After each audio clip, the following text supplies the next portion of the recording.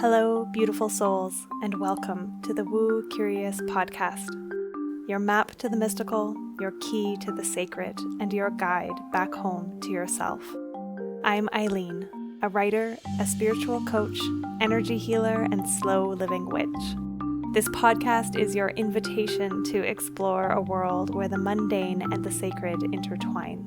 It's a haven for those ready to take the first steps into the realms of magic and mystery, providing a safe space for you to embark on your own enchanted journey towards healing and self-discovery.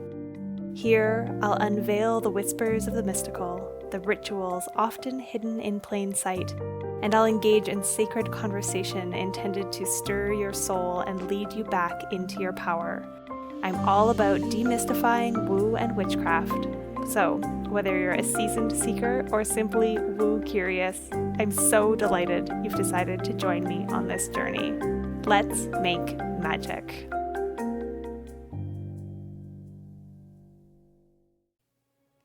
Hey Woo Crew, before we drop into today's episode, I just wanted to come on here and remind you that next week we are live with Root. Root is a 5-day guided journey to reconnect with the parts of yourself that remember who you truly are and who you came here to be. Every day I'll be doing a little bit of teaching and then dropping you into powerful guided journey work so that you can step towards living from a place of worthiness. You'll learn how to tap into your intuition and trust its wisdom, strengthening the most important relationship you have in this life, the one with yourself. You'll walk away from this week with the confidence to live your truths, assert your needs, and claim your desires from an innate sense of worthiness and self-love. My darling, it is time for you to root into your power, into your authenticity, and into your worth. Did I mention it's free? Sign up now at the link in the show notes and come step into your worth with me. Hello, Woo Crew, and welcome back to another episode of the Woo Curious podcast. I am your host, Eileen, and today is a solo episode. I was sitting in a coffee shop earlier today, co-working with a friend, another fellow entrepreneur here in Calgary, and I was editing a guest episode that you will be hearing next week with Miranda of Moonstone Creatives, and something popped into my mind as I was listening to this episode, as I was listening to her story and journey with spirituality and how it has informed the work that she does today. It came to my realization or attention, I don't know, it popped in that I haven't told my story in very much detail, or at least not for a very long time. One of the earliest episodes of the Woo Curious podcast, back when I was co-hosting with Ellie McMillan, who now has her own podcast called Attuned to Your Alchemy. If you want to go check that one out as well, it's a great listen. But we told our stories a little bit early on as kind of, I think, probably episode 4 or 5, early days. And there's a lot more of you here with me listening now, and I know some of you have started from the very beginning, and others have just jumped in where we are at today. And so I wanted to share a little bit about my own story because I ask every guest that comes on this podcast about their journey with spirituality and quote unquote the woo, as I've promised episode forthcoming about that word and how I'm grappling with it in itself. Anyways, I digress, as I always do. How that journey has unplayed through their lives and how it informs the work they do. And I want to speak to my own journey. I always allude to the fact that I, was very scientific, rational brained, not spiritual, not woo until a few years ago. And while that is mostly true, it's not the whole truth. And I had this memory download today as I was sitting in this coffee shop and editing the podcast that you'll listen to next week of sitting underneath my bed. Okay, for context, I always wanted one of those high beds, the ones where it's like a bunk bed, but there's no lower bunk and you can have like a desk underneath and it's really cool and you have to climb a ladder to get into your bed. I wanted one for ages. I begged my parents for one. They finally found one. I feel like we drove to the city to get it. It was like, this is long before, Kijiji or Facebook Marketplace. And so maybe it wasn't a classifieds ad. I don't even know how you do these things back then. I can't remember. I was young, but we definitely bought it secondhand from the city. And we drove in to pick it up, and it was a high bed, but it wasn't that high. It was like waist height. I'm 5'9" for context. I think I was probably this height already then. I was tall early. Might have been a little shorter. Anyways, not that high. Kind of like halfway the height that I wanted or thought it would be. But we were all the way into the city, and so we picked up this bed. It had a ladder, but I didn't really need it to get in. And you could get underneath it, but you couldn't like sit at a desk. And so I turned this little like cave-like space almost into a, now that I'm thinking about it, it was almost like a little sacred space for me. I never would have called it that at the time, but I had postcards on the kind of the head and foot of the bed were solid walls. And I would hang a blanket across the opening. So there was just a little opening in. I think I had a little light in there. I had books in there. I probably had some rocks or crystals in there.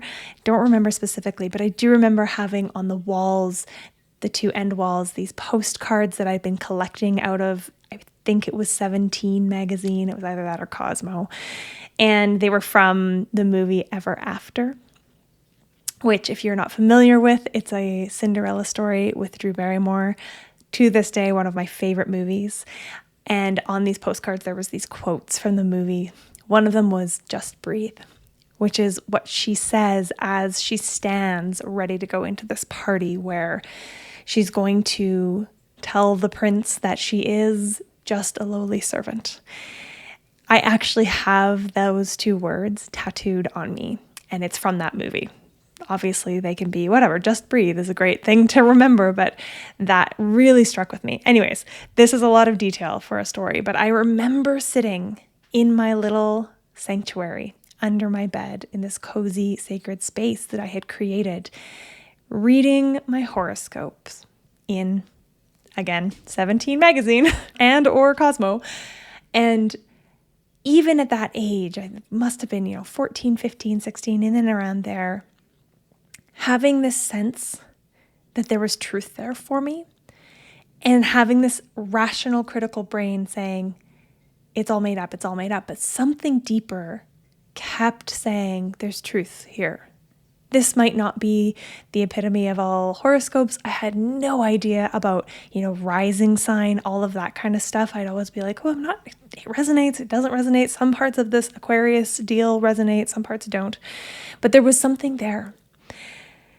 There was something there for me when I would be out in the woods with my friend. This is dialing back a few years earlier, when I was kind of 8, 9, 10, 11, 12, probably, where we'd go for these walks in the woods and we would leave notes for the fairies, for the fae folk, tucked into the cracks of trees in the hopes that we would return to find them gone.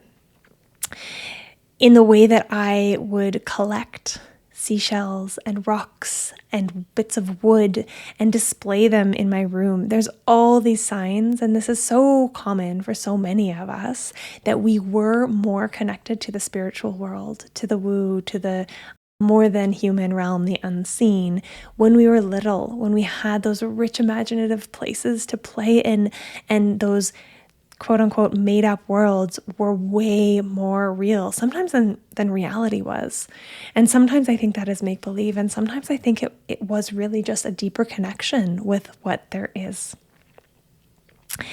So I had that draw, that pull, those spaces, those sacred little altars. All my life I've had altars. I never would have called them that, but they were. I distinctly remember every year for Christmas, the ritual of decorating the tree felt so sacred. We would decorate, my dad and I would put on the lights, and then my parents would sit down, or my dad would sit down. My mom would usually help. My sister and I decorate, put out all of the ornaments and the treasured memories in all of them. This is ritual, right? And once the tree was decorated, I would run around the house and turn off every single light in the whole house and have just the light of the tree, and my sister and I would dance to the Nutcracker. Again, ritual, movement, ceremony, celebration. These bits of spirituality were woven through every aspect of my life, but I never called them that.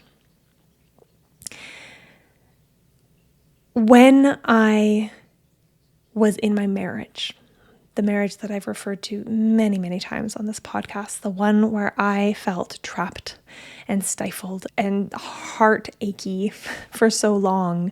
I had that heartburn that began during that marriage and was trying to tell me how misaligned it was for me to stay there, trying to tell me that I wasn't in the right place for me. And during that marriage, I remember feeling curious about the more than physical human realm. I remember feeling like my partner's incredibly harsh rejection of anything that wasn't proven by cold, hard facts was not real. The disdain that he had for things like astrology and other ways of knowing and understanding ourselves in the world, I remember beginning to feel like that was, I don't know, there's like a crawling feeling on my skin. Like there was something wrong with that black and white way of viewing the world. There was this sense that there was something more. There was a curiosity blossoming and building there, especially as I moved into and began to work as a midwife, which again, lots of science, lots of data, lots of, it's medicine, it's medical. And so much intuition, so much listening to the woman, to her body, helping her listen to her body. So many experiences where, especially the longer I practiced, where I would have intuitive hits that didn't make any rational sense, but that I knew I could trust, and that either put me at ease in situations where the facts would point to me maybe not being at ease. For example, I've supported women to have babies at home who have a history of postpartum hemorrhage, where I just had this knowing of that's not going to happen again. And, obviously I, in those cases, would always recommend being in hospital and give them all of the data and the facts and the stats. And if they still chose to be at home, there were certain times where I was just not concerned. And other times where on paper, everything looked fine. And I knew that we needed to be in the hospital. And so as I was in this relationship, this marriage that was really kind of not permitting me to explore those things in any kind of compassionate space, I would have been ridiculed. And again, that word disdain comes up. He was disdainful of anyone who believed in that shit, right? And that crap. That's the kind of language. But it was budding, it was blossoming. And I have this really clear memory, and I talk about this a little bit in my book, which is now out as the time of your listening this. You can go to my website, myluminouslife.ca/awaken to the magic within, or just click the book link at the top.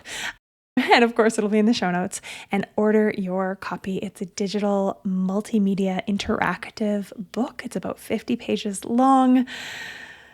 It's beautiful. It's worth ordering just to see how pretty they made it. And I tell a little bit of the story in there, but that's part of why I wanted to share a bit more, is this memory of going to a float tank space. So there's a woman in Calgary. Her name is Trika. She is an incredible, beautiful, magical, witchy woman. And she used to have a float studio in her home. It is no longer that float studio. She still does witchy, magical things. Check her out if you're in Calgary. But every year she would offer the midwives a free float for International Day of the Midwife, which also happens to be Cinco de Mayo. And one year I took her up on this, and I went, and I remember being a little bit like quite stiff and like, oh, I don't know what this is about. She's this very, very woo, very witchy, very that kind of vibe just walking in, which now I love. And I felt comfortable, but also uncomfortable. Like I was there to float. Damn it. I was there to be in silence and quiet. And I think I was expecting more of, if you've been to a float tank studio before, a lot of them are very sterile and clean and white and free of anything but the tank, and you get in and that's the experience. And this was cozy and dark, and there were crystals and there were books and there was sage and there was all of the things that we might associate with like an esoteric store almost. And I just remember coming out of the float feeling like it was not long enough. I loved it. Sitting in that room afterwards, I had some time in the room outside of the float tank room and picking up a book of birthdays. So it was like an astrology book, but it was every day of the year. And reading January 21st and having shivers, feeling this sense of resonance, of feeling seen and understood in a way that I don't recall having felt that before. And I, of course, flipped around through the book and was like, okay, but am I just making this mean something because it's the date? And I read some other dates and nothing clicked the same way. And so that was kind of this first real crack into that realm of spirituality in the armor that I had built up over the years of being an adult, and especially of being an adult in a partnership with somebody who was so disdainful of that whole side, of that whole world. And eventually, as you will all know if you've been here with me for very long, I left that relationship. And the heartburn disappeared. Now it comes in every now and then to let me know I'm real stressed and I pay attention. But I left that relationship, and one of the first things that I did, I stayed with a friend for a couple of weeks, but I started looking for a place immediately. And when I moved into the home that I now live in, that I now own, I was renting at the time, but within the first week or two, I remember sitting on Instagram and a friend of mine had designed a tarot deck. I had never even considered or realized that there were multiple different decks of tarot out there. I just thought, a tarot deck was a tarot deck was a tarot deck. I'd never heard of oracle cards. It wasn't even on my radar. And I saw on her Instagram that she designed this deck, what had gone into it, the images, and I had to have it. And I ordered it, and that was the next step. And around the same time, a friend from work kept posting on her Instagram about this app that she was using that knew her better than she knew herself, and it was called The Pattern.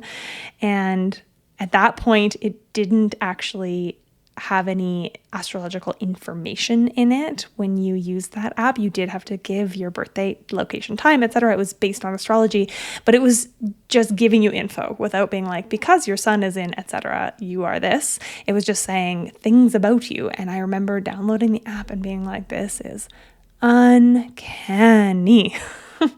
And so that was another little piece. And these pieces kept kind of piling up, and I started talking about astrology and learning about it and sharing. And I remember a few friends saying how surprised they were that I was talking about it, because they thought that I was also super disdainful of it, because that was how I had presented, because that's what was keeping me safe and loved in that relationship, was being hyper rational and shitting on anyone who believed things that weren't immediately provable by science. And it was the beginning of a softening for me. My journey goes on, and I'm not going to share all of it on today's episode, because I want to keep this short and sweet, as I do with most of these solo episodes. But I went on to enter into my life coaching course, which it's through a place called the Center for Applied Neuroscience. It's a 9-month learning program followed by a 6-month practicum. And even though it's all about neuroscience, there was mindfulness in there. There was intuition in there. We talked about body wisdom and all of those things that are or do feel or have felt a little more woo, but so much of it was starting to be backed by the neuroscience of it all. And so I leaned in. And around the same time, I also leaned really in to taking a year-long wild medicine healers training program with my mentor, Nadine. And some of it was really practical, the wisdom of seasonal living and the energies of the seasons. And there was a felt understanding and comprehension of those things. And some of it was a bit more out there for me. I've shared many times how the first time I ever delivered an energy healing, I did not believe in it. I was simply allowing myself to be guided through the process.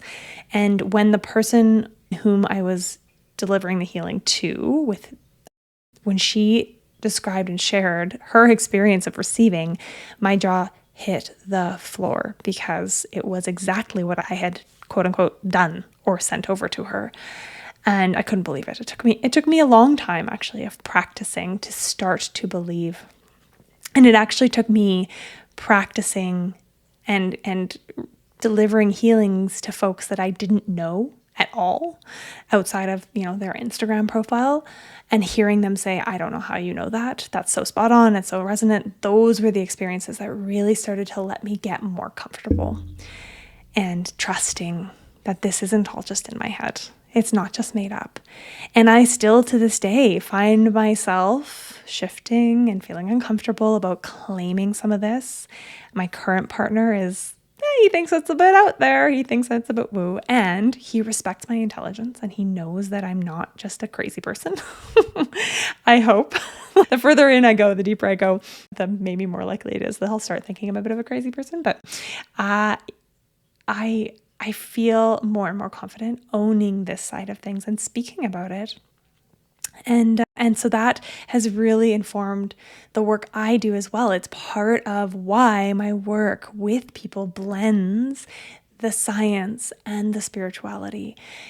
The welcoming this more spiritual side, this more than human connection into my life has entirely changed my perspective on life, the way that I feel on the day-to-day, the way that I move through the world.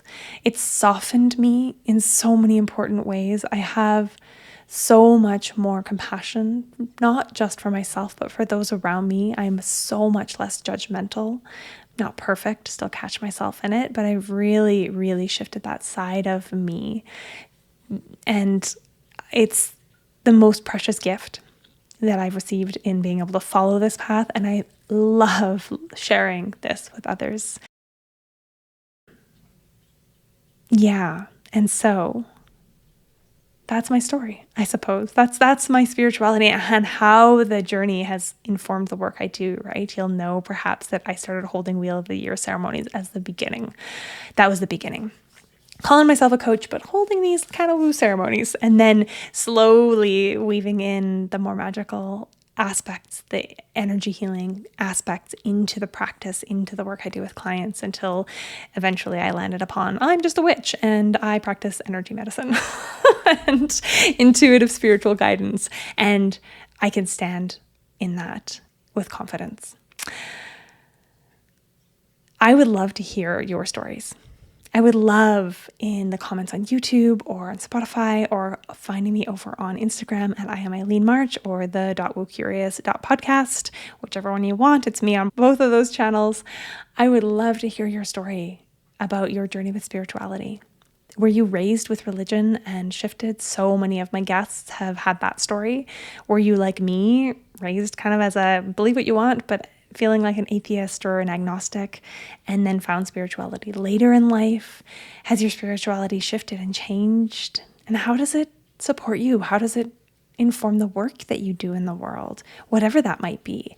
Or how does it inform how you move through the world? I'm always so curious, and I would love to hear.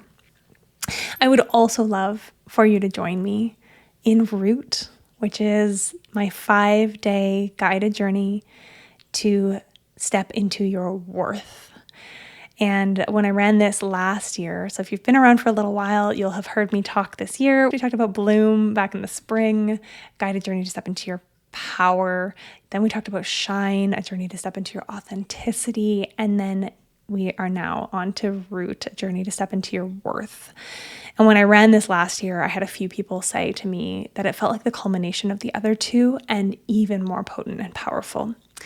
I've also had several people who've returned to these 5-day journeys each year and have expressed how they felt like they probably wouldn't get anything out of it because they'd done it before, and that, oh no, there was more for them there. And that's that reminder, right? That we can hear the same wisdom, the same message, the same tools or teachings. We can hear them over and over, and there will be something new there for us every time because we're never in the same place we were.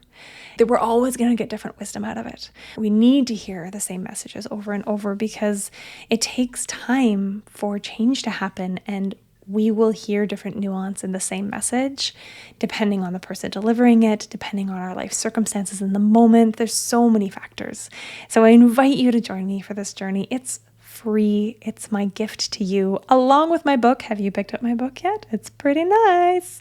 And we're also going to be gathering next Tuesday, so September 9th, the week before Root starts. Root starts on the 15th to the 19th.